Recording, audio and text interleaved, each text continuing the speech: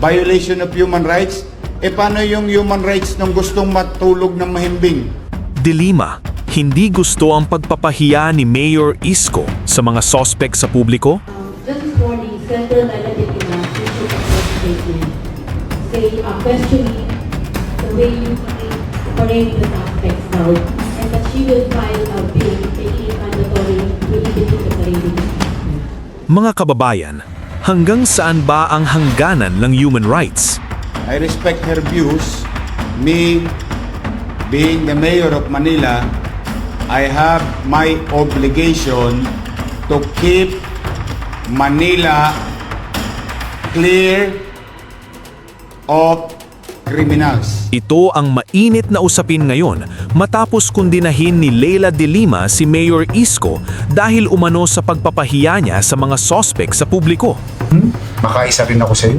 O, para naman kahit pa paano mabawasan ang inis ko sa'yo. Pero alam mo anong naging sagot ni Mayor Isko?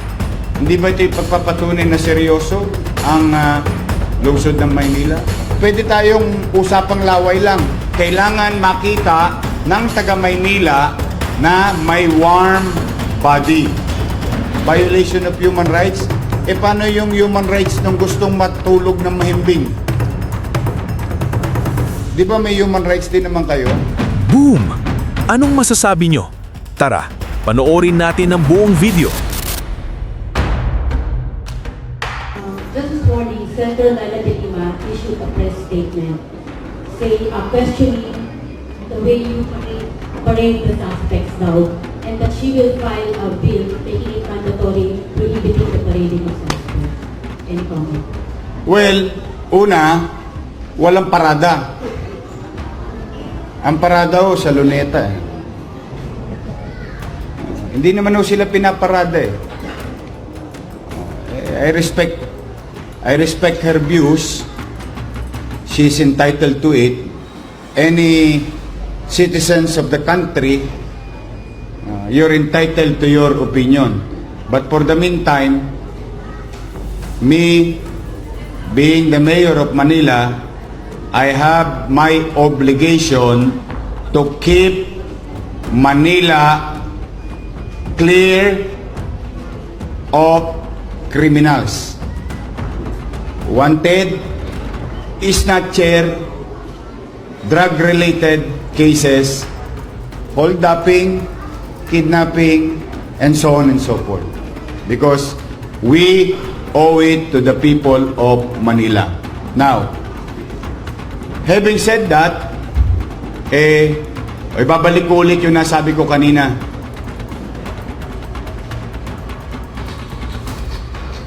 Nahihiya ba kayo sa ginagawa nila? Nahihiya kayo sa ginagawa nila? Nahihiya kayo? Kung kayo ang magulang nito, nahihiya kayo? Sila hindi nahihiya eh.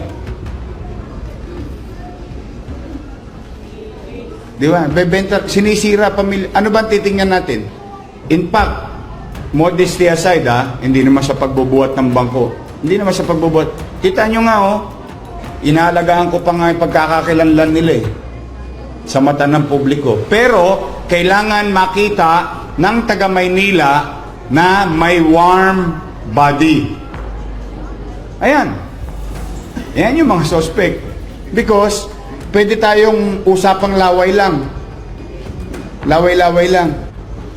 Pero kung nakikita nyo talaga, hindi ba yan magbibigay ng kapanatagan ng inyong kalooban? Tama ho ba?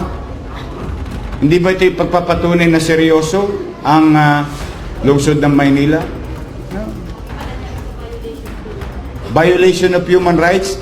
E paano yung human rights ng gustong matulog ng mahimbing? Di ba may human rights din naman kayo? Kanina, tinanong ko kayo, may rights din ba yung police na maging ligtas? Meron? Mahal nyo na police? Sila maraming mahal. But, yes, I agree, no? I literally agree. Kasi, hindi pa ba sapat yung sinabi ko? Habuli ng mga kriminal, pangalagaan ang karapatang pantao ng mga suspect. Ganon din, sabi ko sa pulis, O kayo rin binibigyan ng pagkakataon na ipagtanggol ang inyong sarili at kaligtasan under the revised penal code. O, kung kayo'y malalagay sa alanganin, mano pa ang inyong buhay. O, may pagtatanggol nyo naman ang sarili habang ipinatutupad ninyo ang batas. Hindi ho ba? So, balancing lang yan. Hindi ho ito popularity contest. Wag ho kayong mag-alala. This is keeping our city clean of bad elements or criminal. Wala na pong ibang intention dito. Basta po kami, nakikisuyo lang po kami sa kanila. Kami po ay kailangan namin ng tulong sa Maynila. Sana po tulungan na lang nila kaming mga taga Maynila.